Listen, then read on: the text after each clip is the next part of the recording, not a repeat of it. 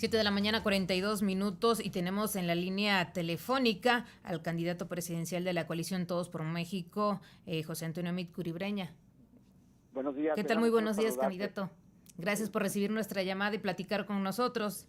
Al contrario, encantado. Me da mucho gusto saludarte a ti por tu conducta, tu vida. Muchísimas gracias, candidato. Bueno, antes de comenzar, quiero desearle pues muchas felicidades. Sabemos que el día de hoy es su cumpleaños y bueno, le Sí, deseamos muchas que pase un gracias. gran día el día de hoy. Ya 49 años. Y Joven todavía, festejándolo, joven. festejando. Sí, bueno, pero se los quita todos los días. Muchísimas gracias. Bueno, iniciamos con la entrevista, candidato. Sabemos que presentó ya su equipo de campaña. ¿Qué puede decirnos de ellos y de este equipo? ¿Por qué escogió a estas personas?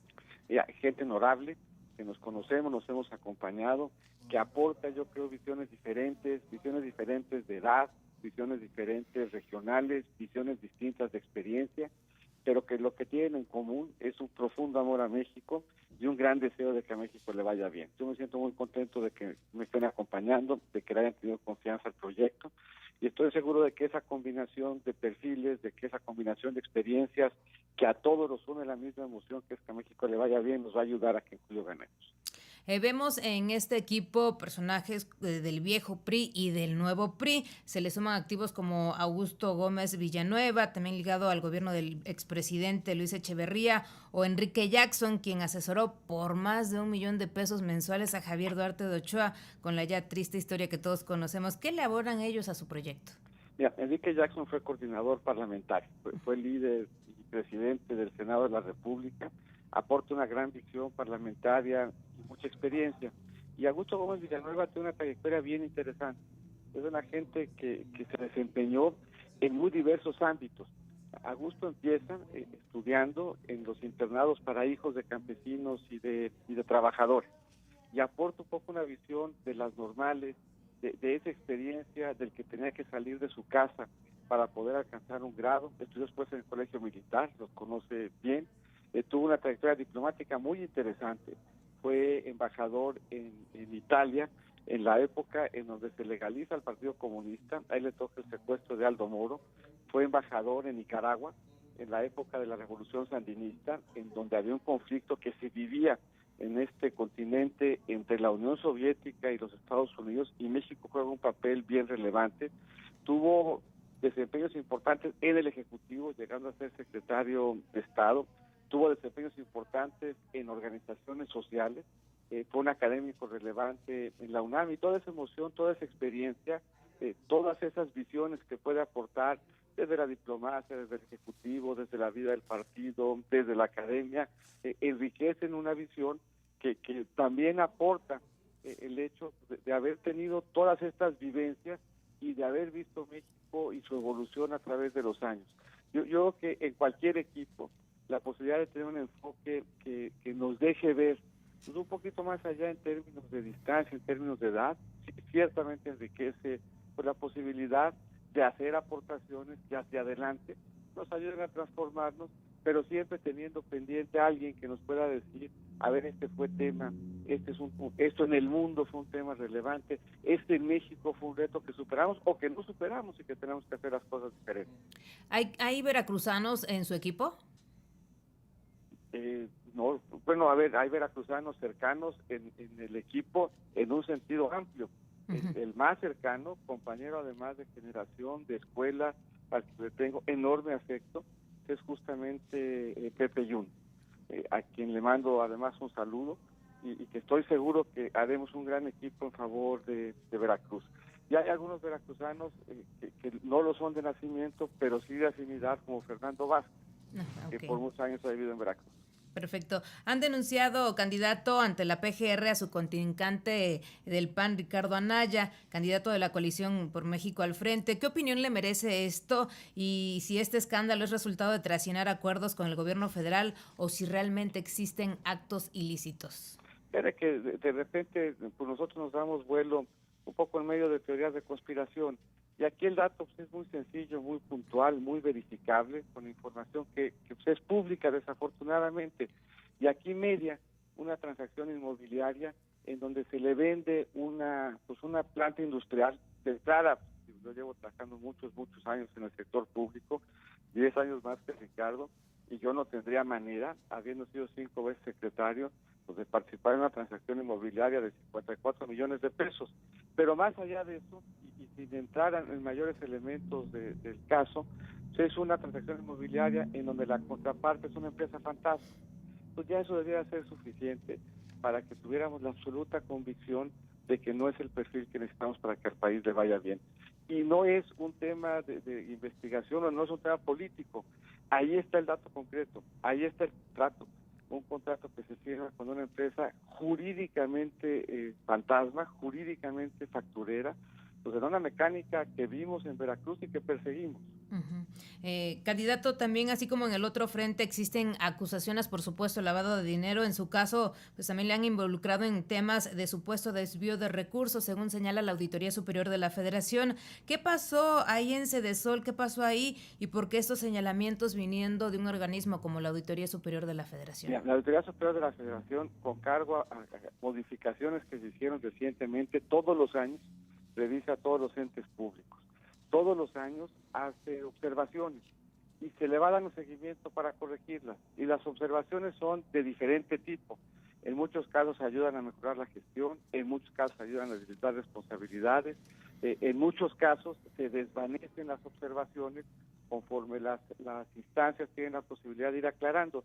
Yo cuando llegué a Sedesol mandé a auditar varios de los programas, hacer modificaciones a prácticamente las reglas de todos ellos, y en seguimiento de observaciones que hizo la auditoría, pues detectamos efectivamente que habían irregularidades, y como resultado de esas auditorías que nosotros mandamos a hacer, se suspendieron a más de 450 funcionarios. De hecho, ese es el mayor proceso de deslinde que ha habido respecto de un único caso.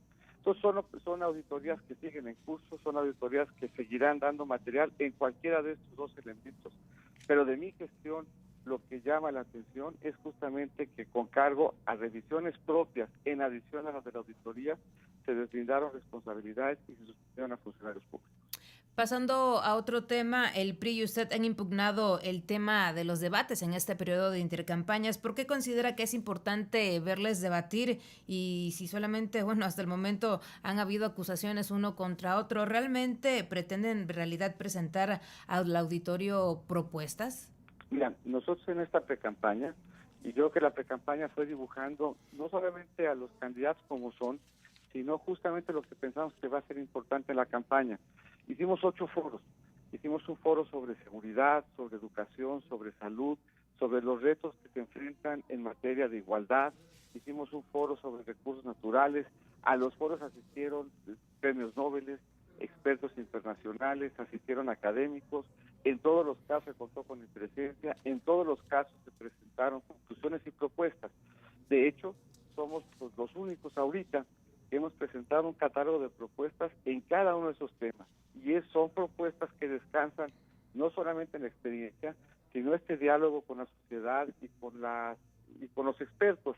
Y ahí podemos revisar lo que hemos venido planteando, ya en términos de propuestas y no discursivos, para la corrupción, para la seguridad, para el apoyo a la economía familiar. Hicimos un evento muy importante en Guadalajara para efectos del campo, el de seguridad lo hicimos en Durango, en Nuevo León hicimos uno de emprendimiento.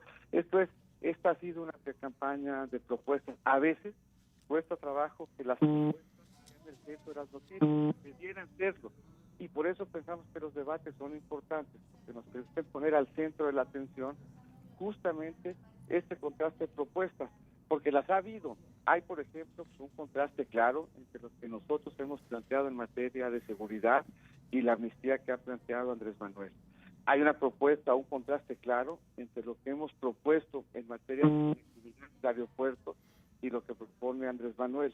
Hay contrastes claros entre lo que nosotros pensamos en términos de cómo debemos de centrar la atención de los niños en materia educativa y lo que ha propuesto Andrés Manuel. Esto es, si uno revisa lo que pasó en las campañas, en medio del ruido y de los memes, hay un debate de fondo de propuestas que implica una definición de si como país queremos seguir hacia adelante o hacia atrás. Okay. ¿Espera usted que a los debates autorizados por el INE sí asista Andrés Manuel López Obrador? Porque ya comienzan, al menos en Morena, a exhibir su no asistencia a los actos de orden oficial. Recuerda que fueron convocados también los dirigentes nacionales por la Secretaría de Gobernación, pero no asistieron. ¿Cree usted que estén construyendo un escenario para justificar o descalificar el resultado si no les favorece? No sería extraño, pues lo han hecho en el pasado, y es, yo creo, algo que ya le ha hecho mucho daño al país.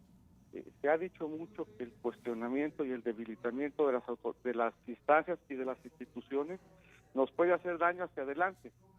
Yo lo que plantearía es que ya nos ha hecho mucho daño hacia atrás. Cuando uno de los actores sistemáticamente ataca a las instituciones, cuando dice que en la Suprema Corte están mediados, cuando ataca la integridad de las Fuerzas Armadas, cuando critica a un arbitraje que, por cierto, ha sido un arbitraje que con él ha sido muy generoso. En teoría, en el modelo de comunicación política, nadie podría hacer un acto anticipado de campaña. Ya Andrés Manuel está haciendo actos anticipados de gobierno, ya presentó programas, ya presentó gabinete y ya hizo los primeros cambios en el gabinete. Esto es, si alguien debiera estar sorprendido del arbitraje, pues somos todos los mexicanos, que lo que hemos visto es un actor que sistemáticamente es poco respetuoso de las instituciones, de las reglas. Candidato, en Veracruz, ¿sabe usted que en Veracruz el PRI ocupa hasta el momento el tercer lugar? ¿Qué se siente hasta el momento? Pues un ambiente de desánimo por parte, pues, de los propios militantes y de la población hacia ese partido político. El delegado del PRI en Veracruz le está informando lo que sucede en Veracruz en este sentido hacia su partido. Y bueno, se lo pregunto porque se sabe que Veracruz es un bastión importante para las elecciones pues que se acercan, ¿no?, del próximo 1. Mira, yo te diría varias cosas. La primera es, las elecciones tienen consecuencias, y por eso es tan importante encontrarse las propuestas, porque en función de las propuestas sabremos qué es lo que esperar para Veracruz y para el país. Segundo, y muy importante, las campañas son relevantes, y en este caso la campaña todavía no empieza. De hecho, si revisamos en la historia de las campañas presidenciales, quien hoy punteaba en las últimas dos de las perdió la elección, y en el otro caso, en el caso de que quien punteaba y ganó, los cambios en las intenciones de voto fueron dramáticos. Esto es, lo que hoy estamos viendo no refleja fotografías de un instante, y ha probado ser bastante pobre predictor de lo que va a pasar hacia adelante. Yo estoy seguro que cuando se contrasten perfiles y propuestas, en Veracruz a Pepe Yunes le va a ir muy bien, en Veracruz a Pepe Yunes, y en Veracruz seremos exitosos en esta coalición, y seremos exitosos porque tenemos los perfiles, tenemos las propuestas, y lo que al final la gente quiere, como tú dijiste al principio de la entrevista, no son contiendas de descalificaciones, no son contiendas de adjetivos, son contiendas que van a contrastar si podemos o no darle a Veracruz un nuevo rostro.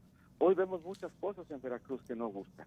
Vemos cómo crece la inseguridad, vemos cómo se desacelera la economía, y vemos cómo esos problemas, en vez de mejorar, se han venido agravando. Eso da pie a que hagamos propuestas que a la gente le hagan sentido, en términos de que su vida va a mejorar y que estamos entendiendo los problemas y la forma de representarlos. Yo estoy seguro que el país va a estar muy bien. Perfecto, pues muchísimas gracias, candidato José Antonio Meade Curibreña, por haber recibido nuestra llamada, platicado con nosotros e informar al público pues sobre todo esto que está sucediendo en materia política en el estado. Y bueno, aunque es periodo de intercampañas, siempre es importante escucharlo. Muchísimas gracias. A ver, muchas gracias por el espacio, por la plática y por la felicitación, por el feliz cumpleaños, que mucho agradezco. Muchísimas gracias, que se la pasen muy bien. 7 de la mañana, 56 minutos. Vamos a ir a una pausa.